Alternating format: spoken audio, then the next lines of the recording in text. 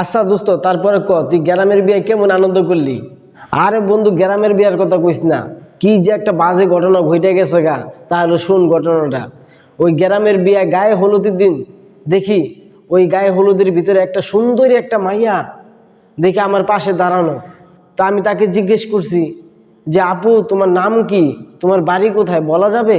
ও মা, হ্যাঁ, আমার মুখের দিকে তাকায় কইতেছে, কাকু আপনি কি মোরে চিনেন না? আমি যে আপনাকে কাজল।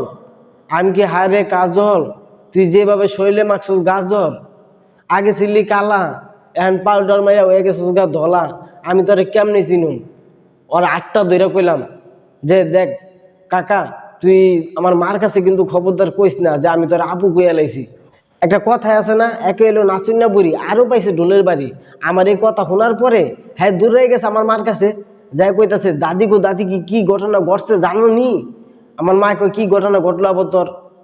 কয় তোমার পোলাক গায়ে আমার আপা ডাকছে।